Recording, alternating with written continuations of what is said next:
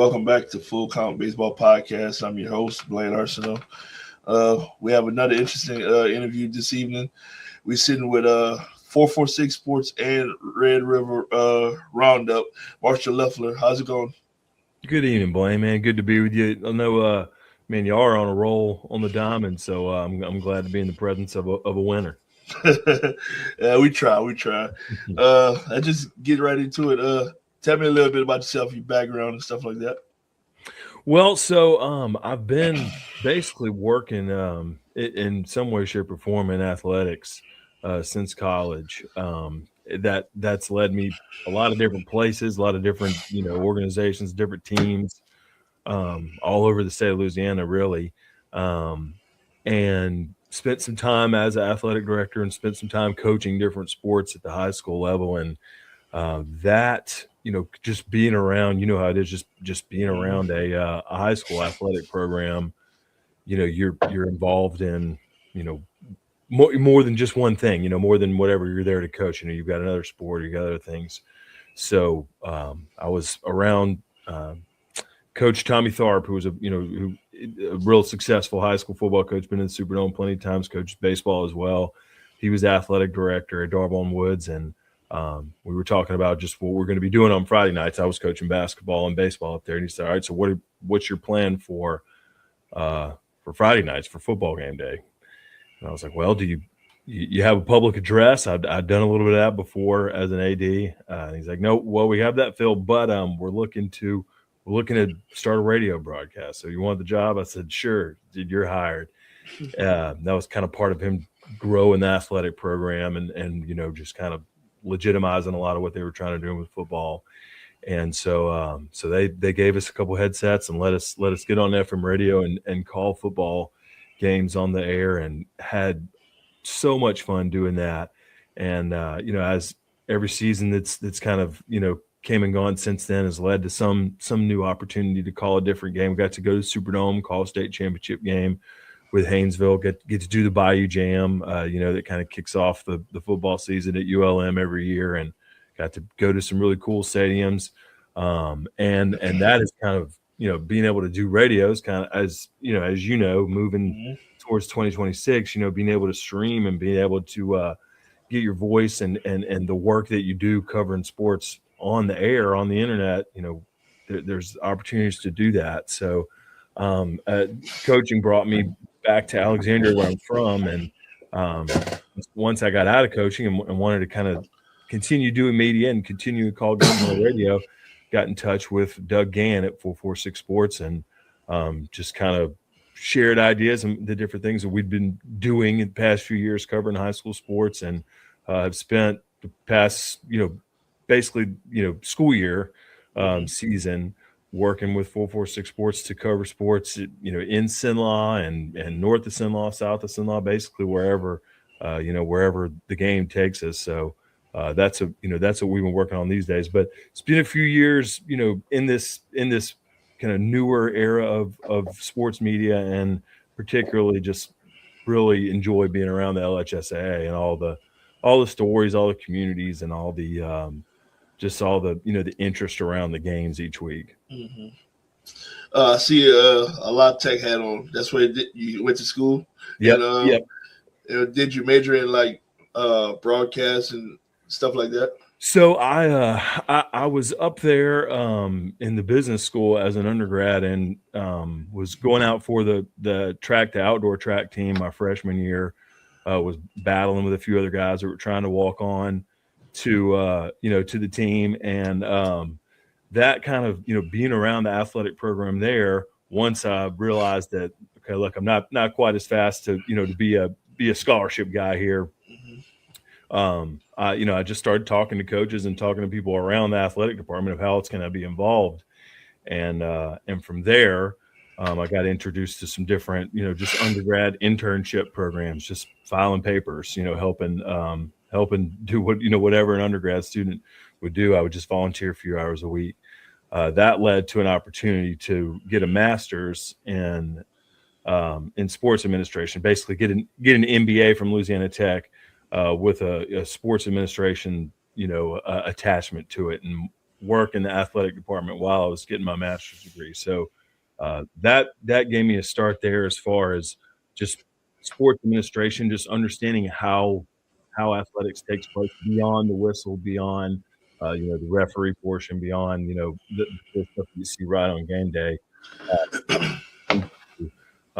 Just everything that goes into, how do you move football equipment for 100 college football players from Ruston, Louisiana to Hawaii or to San Jose, California, or something like that. So that, being around that was super insightful. And then also, of course, at the college level, you see a media department that, that is typically state of the art. It's typically doing whatever is the most common that day, whether it's a video board, whether it's social media, whether it's coaches shows or doing whatever the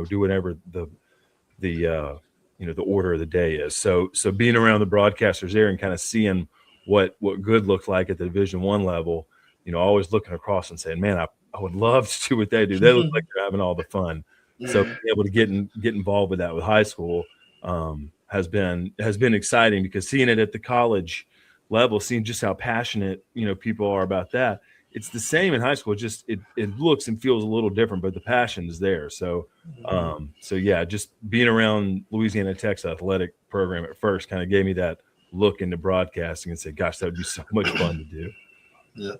So you said after college you started coaching. What drove you into coaching? That you couldn't play anymore? Well, so honestly, working for Louisiana Tech's athletic department, of course, with the ambition of a 22, 23-year-old fresh out of college or fresh out of grad school, you're thinking, I want to be an athletic director one day. I want to be the person, hiring Nick Saban or hiring Les Miles or making a move like that. So being an athletic director and really just kind of being involved with the administration, because especially learning that in college, you learn the business side of everything, not just athletics, but we learned business. We didn't necessarily learn how to block a punt or how to serve a volleyball, but it was just how to run an athletic department. So the goal was to be an athletic director. Once at the college level, you see the athletic directors that are flying to away games and sitting in the box at the stadium and getting to shake hands with coaches and be at press conferences. Well, that's not how it is in high school.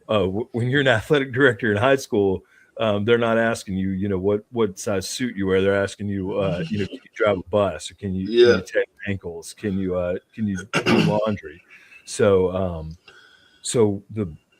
the ambition to really be an athletic director brought me to a high school campus. And then once I got there, you really realize, that athletic director job is, somebody's going to have it. Somebody's going to help, but principals are helping a lot running your athletic program. Coaches are helping a lot. What these athletic programs is at the high school level in Louisiana need, they don't need someone coming in with all this business knowledge and all these ideas on how to generate revenue and make fancy commercials. They need someone who invests in the students here. So the more that I spent around, working as an athletic director, you realize, coaching is, and I'm sure you've had this, you've probably coached a few teams that you didn't ask for. You probably coached a few teams where you didn't know you were going to a couple weeks before the season. And that sometimes ends up being the best story, because, when you get to match up with a group of students that want to be around you and need to be around you, and you get to return that, that's cool. But that's a lot of what drove me to coaching, is just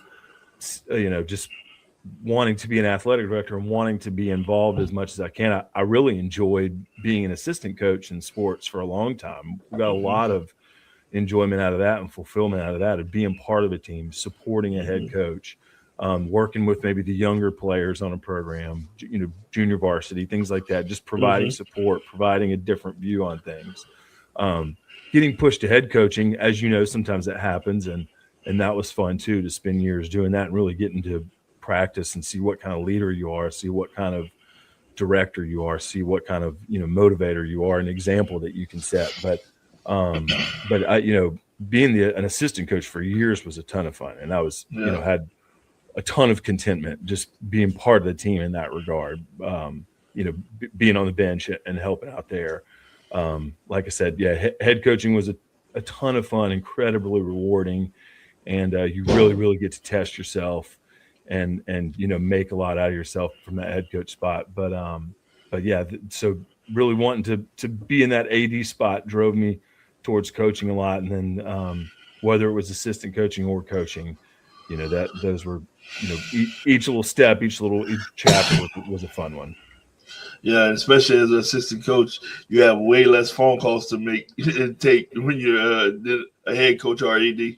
Yeah, the dynamic changes so much. Yeah, you get to you interact with the players in a different way, and you kind of get to wear a different hat sometimes. Yeah. So you said you mentioned earlier how when you was at the Bourne Woods, I think it was, when you said they asked you what you wanted to do on Friday nights, and they asked you about the media team. Were you interested in it, or you just, hey, I'm not doing anything else, so why Oh not? no! Oh, I love the idea. So, well, Okay. what I was hoping that was I wasn't going to be flipping burgers over there or working the chain gang or something, Yeah. or because you kind of realize, oh look, I'm not going to have Friday nights off. He wants me to work. So no. So when he said that was an opportunity, I said absolutely. I was couldn't jump on it fast enough, and that got me introduced with Sean Fox, who has been, hosting a basically an afternoon drive sports radio show on Sports Talk 97.7 in the Ruston. Okay. It's Ruston Monroe Market, but the station's there in Okay. Ruston, right there near downtown. So got in touch with Sean Fox at that point and learned a lot from him about about broadcasting the game on the radio. He's done it for many years. He's at this point he's the voice of the Warhawks on ESPN Plus for football game day and all kinds of different sports. So he's up in that Division I level now broadcasting. But he taught me a lot right there from the beginning. I was very excited about it, but also very nervous. And he was just immediately really good about just giving you that confidence. I just remember probably the first minute that I ever talked to him, he said it in a way, and I'd listened to him on the radio for years. So I had confidence in his voice, and he just said, "You're going to do great. I know you're going to do great." And that's all you needed to hear. It was like, okay, somebody thinks that I'm going to, you'll figure it out. We'll teach you how. So he spent a lot of time with me, kind of in that late summer before kickoff, helping me. We did a scrimmage at one point. I think within the first few plays, I called a carry down to the 52-yard line, which does not exist in football. So that was a good welcome to the game moment. But Sean Fox has been, his voice has been on the airwaves up there on I-20 for probably around 20 years now, starting off with Louisiana Tech, and then now he covers everything, college, pro, high school, all kind of stuff, and has really grown and become a personality up there. But when that was an opportunity, I couldn't wait to do it. I thought that would be so much fun, and it was. And Sean was a huge reason why, just kind of helping me relax and giving me the confidence to look at someone else who was a few years behind him and said, you kind of remind me of someone, that I was a few years ago. So he treated me really well in that regard. So after that first initial Friday night where you had to broadcast, how quick did you fall in love with broadcasting? Well, the feedback was positive. People were, were really, really glad to have that. And that now, I mean, we've talked about that a little bit, just like in this modern day is, you can, people love to travel. People love to follow games in any sport, football, basketball, baseball. Sometimes you can't. Sometimes you can't make the game for whatever reason. Maybe you got to, family at home or something. So that was really the feedback of hearing people. Probably before we got home, I think the first game we did was a road game, and and it was 2A football, so it was somewhere out in the country. But on the way back, you just realized people were thankful that they got a chance to listen to the game, and hear their son's name called or something like that. So yes, I was hooked immediately. But I had a great Onaje Morris, who was a Grambling State grad in their media department, did a lot of work for the Tiger Sports Network up there. He was a color commentator and worked with me, and we had a ton of fun that first year, and yeah, fell in love with it because I think we did have a winning season in the playoff trip the first season that we did it, so we had some wins, had some good nights there. But yes, absolutely fell in love with it. It's always been, I've always just been just bound in a term and almost unable to just go to a game as a fan. I want something to do. I want a job. I want a reason to be there. I want to somehow be part of the big effort to put the game on. So yeah, being able to be a part of it in that way was so much fun from the first time we went on the air. So how long after you started broadcasting that you reach out to Mr. Doug at 446 Sports? So yeah, so that actually kind of goes back to Sean Fox again. He for many years their station has done a Saturday morning just kind of recap show. They call it the Rewind Show. They spend an hour, and of course in that area, as far as football goes, they've got 12 teams that are going to the playoffs in any given year, and that might be a down year. Washita won, Sterlington won, so they've got a ton of good teams every Saturday morning to cover. Whether they won or lost, there was a bunch of big games.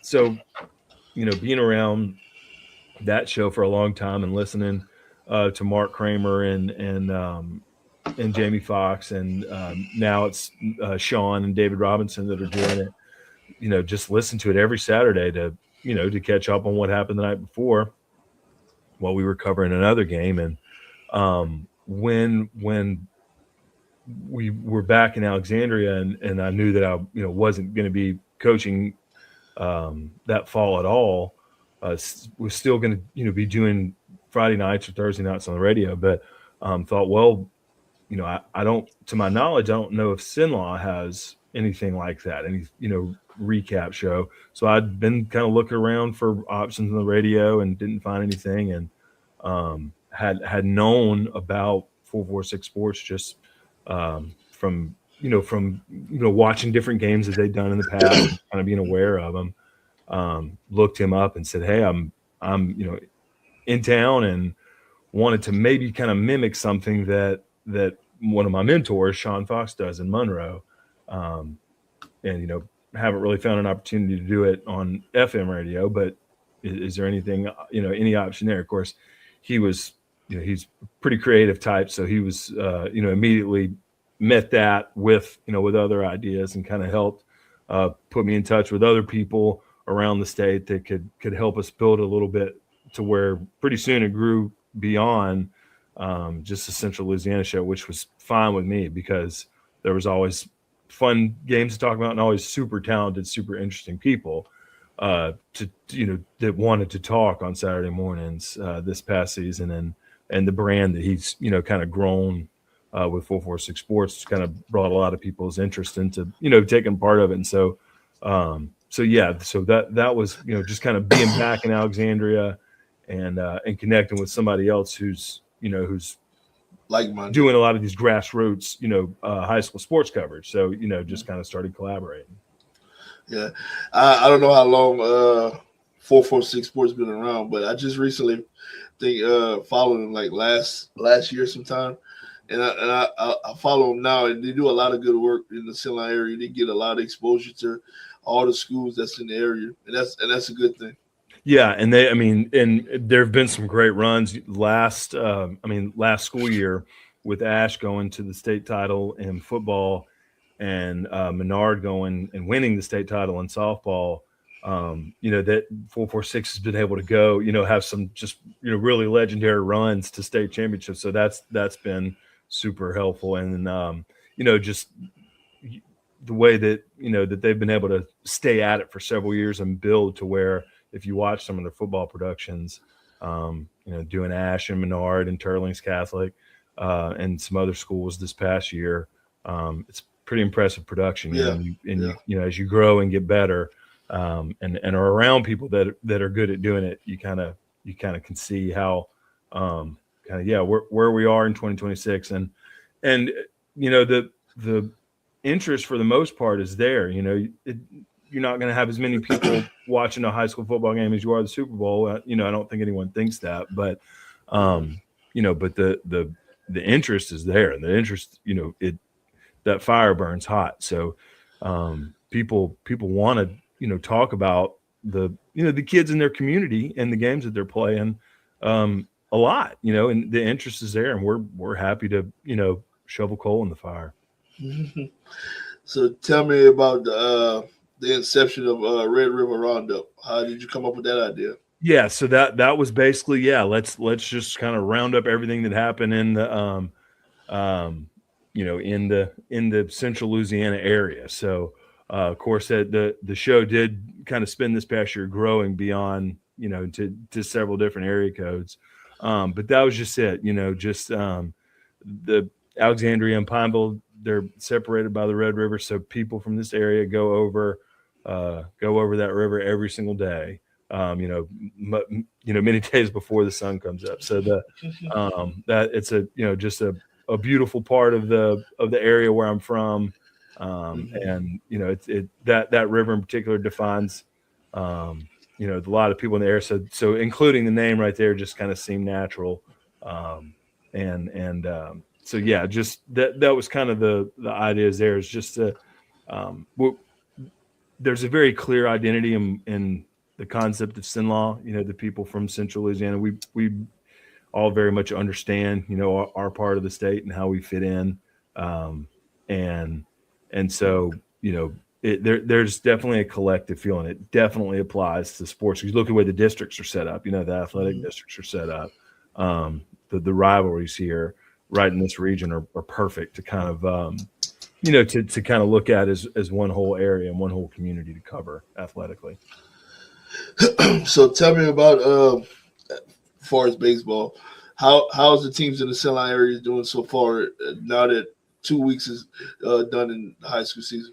Yeah, so I mean there have been a few standouts in Sinlaw that have just early on. There's a lot of teams that are still waiting on basketball guys to get back that'll be impactful. In some situations it's mattered, some it hasn't.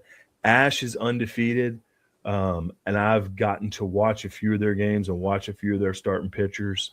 About Jack Lee, the junior that's been, he's kind of a top 10 preseason pitcher, depending on what you're reading or who you're listening to. Mm-hmm. I got to watch him pitch Thursday at home against Menard. Really, really solid outing from him. He was, as far as the radar that was on the scoreboard, he was pretty much at 89, 90, whenever he wanted to be with his fastball, and just that good delivery that just kind of really looks good on film. They're deep. Coach Briggs said that they were deep. They've got several pitchers. They've had, I believe, two pitchers this past week got their first start as a varsity starting pitcher, and both got wins, both got quality starts. They've been off to a really good start. Hicks is another team that is undefeated. They actually have a lot of their roster that's plays basketball, and their basketball team is a top 5 seed, I believe. Right now, we'll find out where the playoffs shake out tomorrow for basketball. But Hicks is undefeated, and they've been,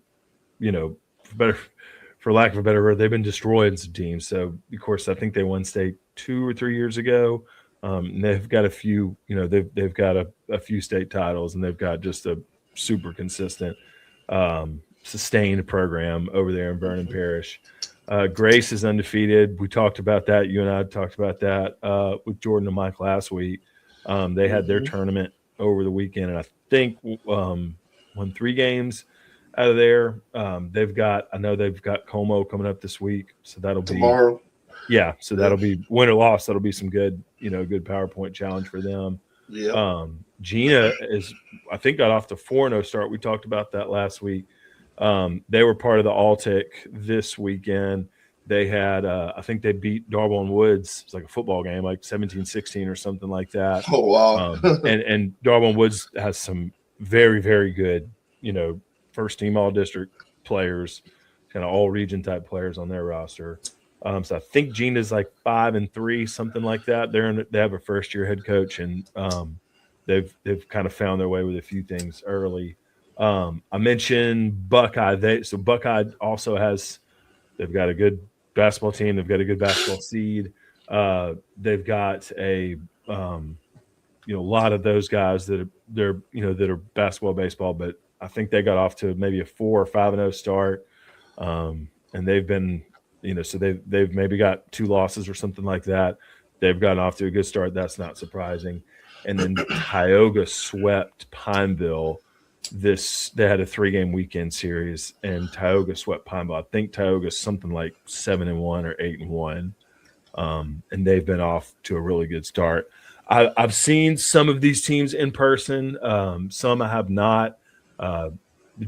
Seeing Jack Lee, stood out, and I mentioned him just because there's been some notoriety with him, and he happens to play games just across the street from my house. So I have gotten to see Ash play a couple times. I do plan on getting to see some more baseball this week. But in the Cenla area, that's who's been off to a really good start. We got to watch a great start from Riddick Moe at Kinder the other night. He had just a really solid inning off the mound. That was you and Jordan that night, right? That was you and Jordan with Under the Lights? Okay. Yeah. So, that's just, a little bit outside of what we call the Cenla area. But that's been just early. That Altic tournament was big this weekend. There's another big tournament, the Red River Classic this weekend. But those are just some of the teams that really just got off to hot starts. A lot will change from now, and I'm sure I've forgot somebody that I'm not thinking about. Pitkin's off to a good start, of course. That's not a surprise. And they've got some basketball guys too. But yeah, we'll I think on the other side of this tournament that Tioga hosts, it's the Red River Classic this weekend. That'll be another opportunity to see a lot of different matchups in the area. One school you haven't really mentioned, and I was curious. I know I want to ask you this. Pineville, are they off to a down year, or are they off to a slow start? What's going on with them? Well, so I think that they won their first game, and I think they've lost maybe 7 in a row since then. The part of that obviously was the Tioga sweep. So maybe if they were to steal a game or two there, that maybe that record doesn't look quite like it does. They did return, I believe, like 4 all-district players from last year, whether it be first team, honorable mention, somewhere in there. But Austin Taylor is a guy for them that is very likely first team all-district again. D Bowie is another player for them that they lean on a lot, and they have I forget his first name, but he's a transfer in that's new for Pineville this year. His last name is Henry, I believe, and I can't remember his last name, but yeah. So they do have I don't know that they're stacked with all state players, but it's not like a bunch of teams are. I don't know if it's a slow start as much as it is just that they seem to have stubbed their toe in that series against Tioga a little bit, but again, but at the very same sentence, you look at Tioga and saying, oh well, they have a 7-1 record. Well, if that series goes a different way, we've reversed this question. Yeah. So Pineville does have some returning talent. I think that they've been able to build up some depth at catcher this year, which is important. I know that's what Coach Guerrero talked about as one of the things he talked about.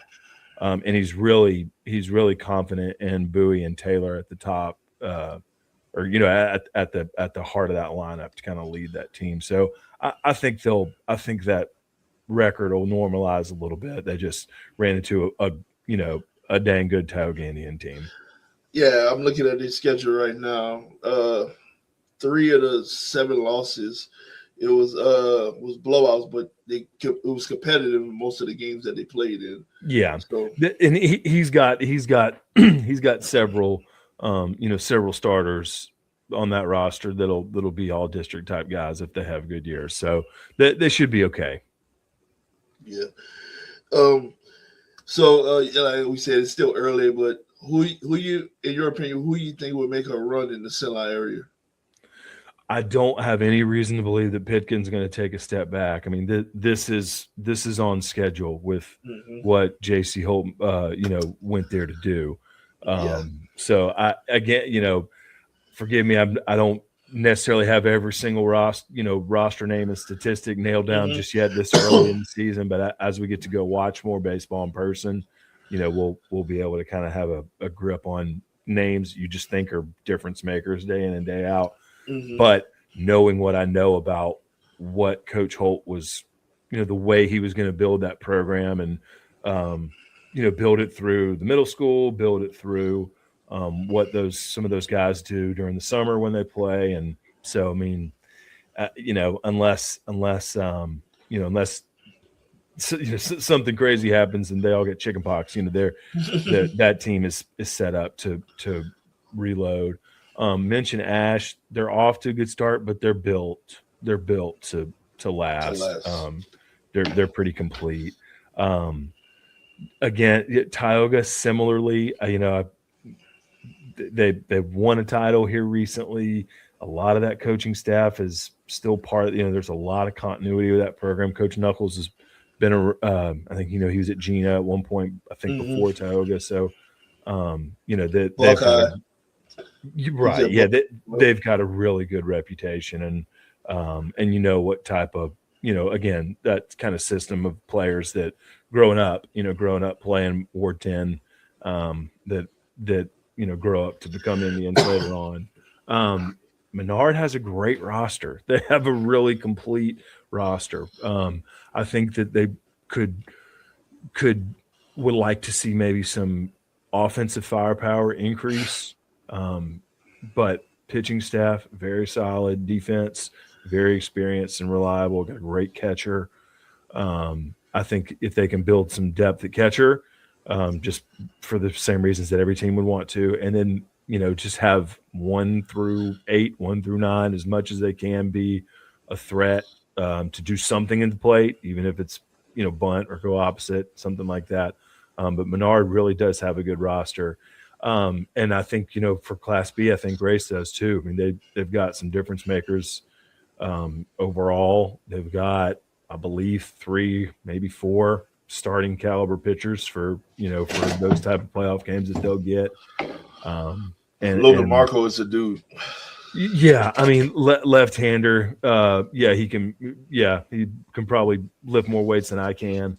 And that delivery's there. I mean, and it looked the same way last year before he got hurt. It was just, I cannot believe he's a 9th grader, and a lefty. So he'll do well if he stays healthy. And then Hicks returns a lot of the players that they relied on to get, I think, 20 wins in the regular season last year, or something like that. I think Buckeye got 20 wins as well. So there's teams that returned a lot of players that helped them, get winning records last year. And I barely even mentioned Avoyelles Parish. But between Bunkie, Marksville, Avoyelles, and Avoyelles Charter, all 4 of those teams are liable to make the playoffs. Now they'll beat each other up a little bit in the non-district, and they all play really tough schedules. But as some of their upperclassmen, you will kind of see who are your first team all district guys. If those, we'll see who pulls one of those teams ahead, but one of those teams could be a single digit seed. Yep. Out of the Sinai teams, I'm sure all of them is probably front runners to win district in their respective districts, right? Well, if you look at some of those districts, they do, the story's kind of similar to football, even if some teams maybe change spots. I mean, so that district right there, 2-3A, which is Gina, Marksville, Bunkie, Buckeye, Caldwell, and Vidalia. It'll change a little bit next year. But that's 4 or 5 teams right there that, anything could happen. Really, any team in that district could beat another one on any given day. Avoyelles is in with Menard and Kinder and Oakdale, Port Barry. And I think that'll change next year. But you see right there, there's some single digit playoff type teams in that district.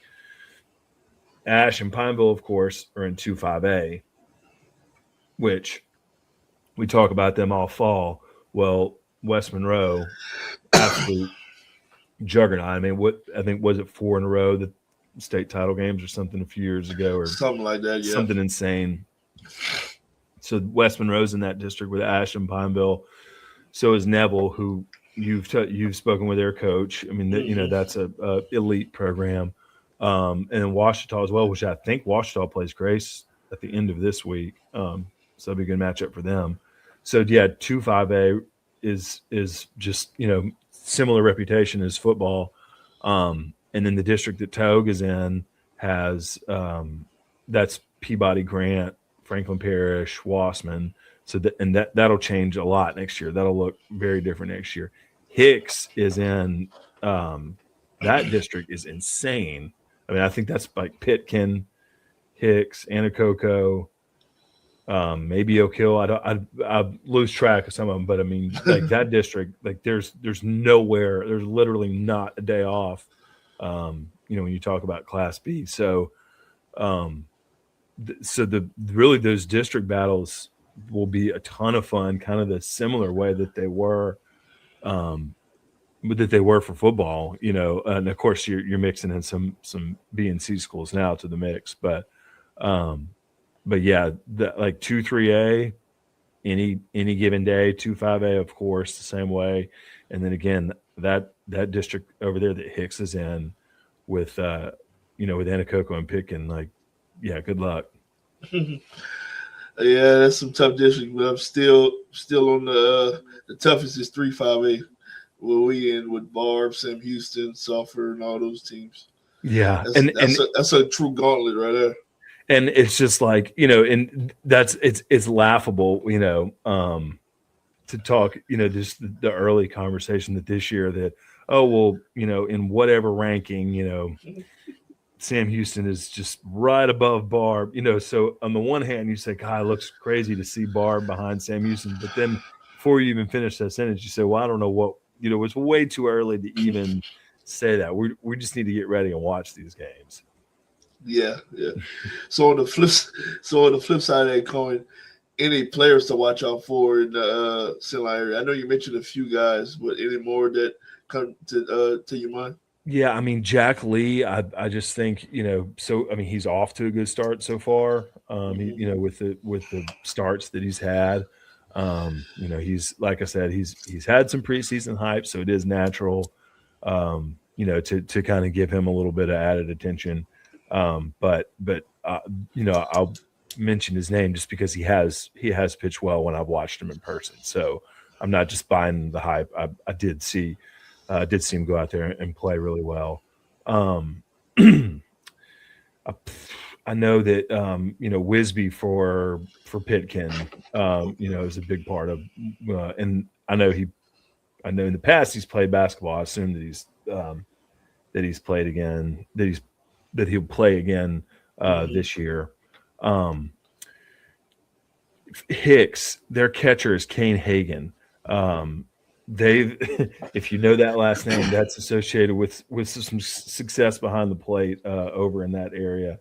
So there's a few players, really. Micah Merchant, a few players, Addison Kaufman, a few players on that Hicks team to look out before. I will say it again. I definitely would love to see as much starts from Logan Markle as I can. I'm a left-hander as well, so you know, being able to watch him, that will, you know, that's definitely someone to look out for. Reeve Scroggs and Austin Para are the 1 and 2 hitters for Menard. They had good years last year. I would probably look at them to continue to have strong seasons, as you know, they've been, you know, they're just really solid guys there. And as mentioned, they're still trying to build out, you know, they're still trying to come into their own offensively, but they're going to have a few guys there on offense. And then Bowie from Pineville, I mentioned him as well. I think he's poised to have another year. Another one for Ash, Bryson Phoenix, who was at Pineville. He had his debut season on the football field at linebacker this past year, had a really great season. He's getting a lot of attention as a linebacker. He started several games already for Ash in left field, and at one point a few games is better than the 3-hole. So, already just first year in the program, they're leaning on him a lot. He's looked pretty good out there. So I'm not saying he'll, hit 30 home runs and be first team All-State, but a player to watch just because he seems to be off to a good start with handling a lot his first year, in purple and gold.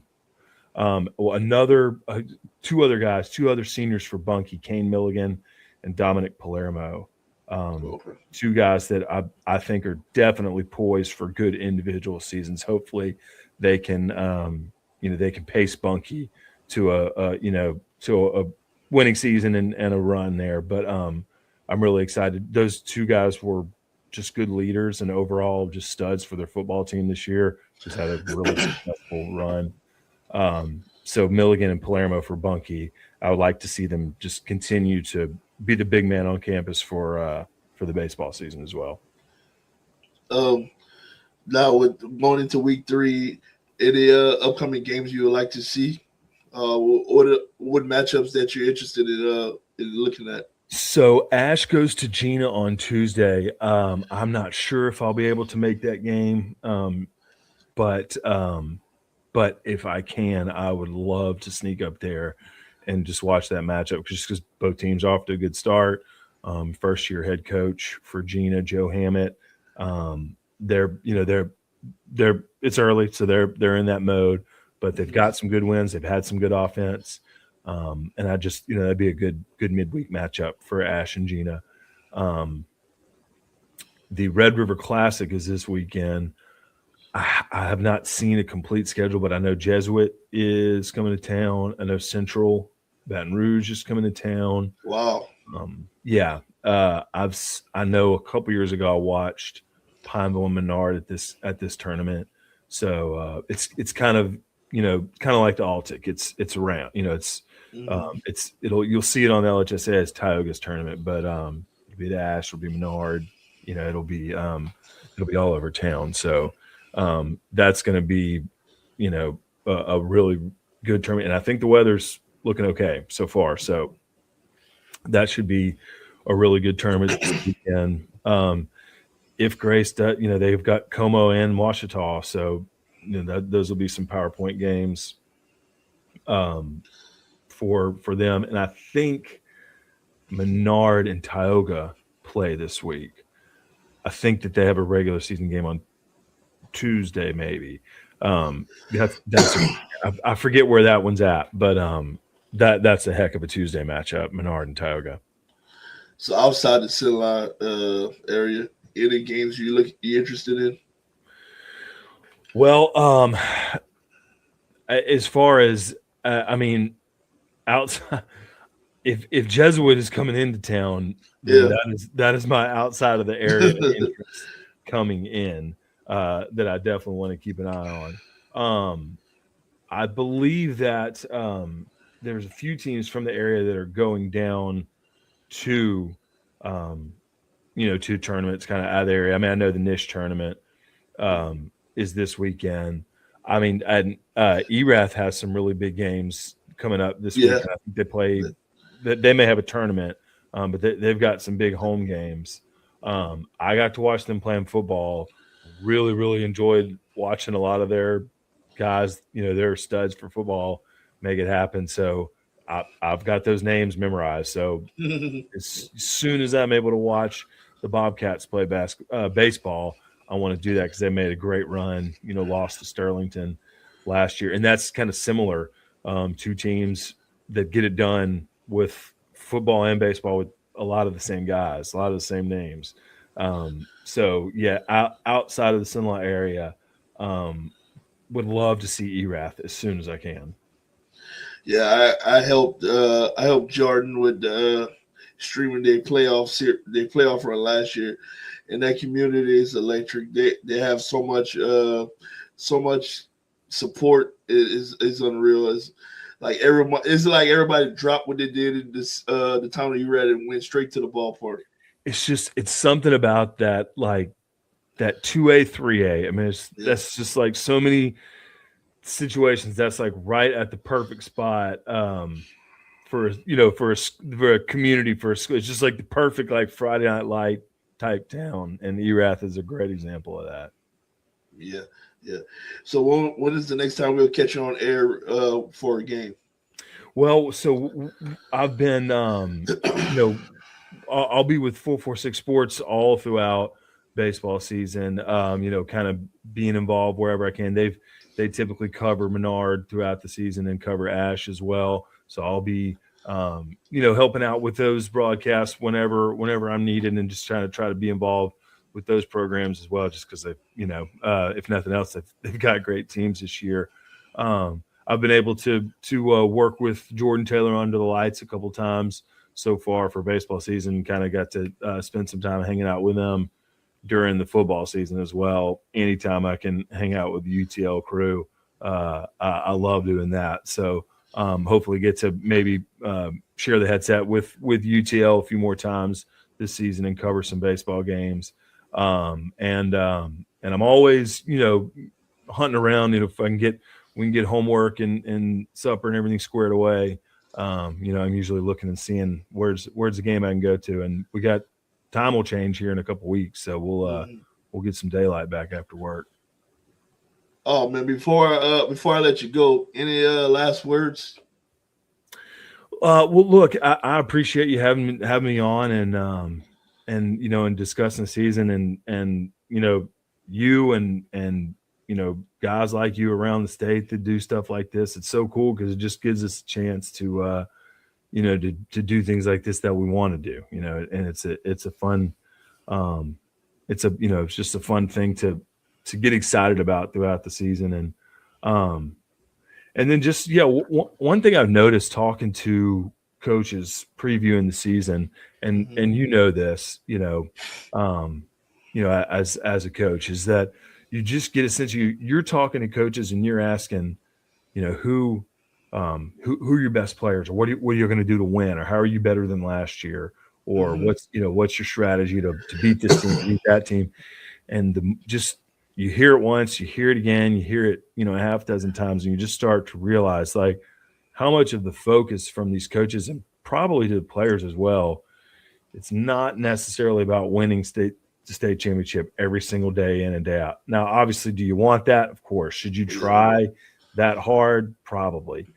But there's just so much focus on the process. There's so much focus on the total objective. There's so much focus on things other than just being the best team on the scoreboard. That has been really insightful to just kind of get struck with, is that these coaches, yes, they want to win. Like, they don't want to sign up for any game that they don't want to go and get a dub, but they have so much focus on just making sure their team does things the right way in every single aspect of it. I think you saw that a little bit with Indiana football, and I know that's kind of become a mantra, but just consistently doing the things the right way because they're the right things to do, not because you're going to get an immediate benefit from it. I think in particular in baseball, football is competitive, basketball is competitive, everything, there's not much of difference, but in particular with baseball this season, just talking to the coaches that just take so seriously their job as, leaders of men and stewards of this big process that they want to see work right. In other words, and like I said, if we can win, we're all trying like heck to do that today. But every single thing that we do, the way that we clean up after, the way we get off the bus, everything, if we want to do it the right way, that's the emphasis. And, and then you kind of realize that too, is like, that's who you need to train these young men to be. You need to be the future of these communities that we stay in, that we live in. So that's been really cool to learn from coaches, is just all the things that they're focused about that aren't just, did we score more points today? Yeah, I know before we got on, you actually want to bring that up, but do every coach in the state want to win the state title? Of course, that's one of the main reasons why we do it. But you just said something. Every coach want to be a leader of men. They want to teach the kids how to be men, how to be fathers, how to be citizens in their time and stuff like that. So they teach them to do the right things. They just the small stuff that matters. And state championship is going to come. If not, how did you turn your player into a great man or a great father or a great brother or whatever it is? And that's basically what coaching is in a nutshell, in my opinion. Yeah, yeah, and that's just a great lesson for life. Is do things the right way. You're not always going to see the payoff instantly, and sometimes it may be a while, but when you've seen the payoff. But if you know it's the right thing to do, if you know it's the right way to do it that way. Don't abandon that. Stick with what you know is right, and it will turn out the way that that you deserve. And I think that's the lesson that's been consistent from a lot of these coaches. Yeah, and like we said, Nish, you do the right things, you do the small stuff, the win's going to come, and then it's just going to keep stacking and stacking. And eventually, it shows up. Yeah, and eventually you might get that championship at the end of this year, or you might get that deep playoff run that you was looking for. But or at the very least, you'll get a best friend. Yeah, you'll get something out of it if you do it the right way. Yep, just do it the right way. Well, Marshall, thanks for sitting down with us today. Where can we find you at? So, like I said, I'm part of the 446 Sports Network. So you search for 446 Sports or Red River Roundup anywhere that you follow social media, and you'll find us. That's where we're at a game somewhere. All right. Thanks again for sitting down with us. I'm Blaine Arsenault, Full Count Baseball Podcast on Facebook and YouTube. Give us a like, share, comment, send us a message. We always responding to stuff that people send us, and I'm sure Marshall is the same way with 446 and Red River Roundup. Yeah. Let us know how to cover your team. Yeah, we'll be there. Yeah, and hopefully one day I can get into that streaming and broadcasting games as well. So other than that, have a good night. See y'all at the field.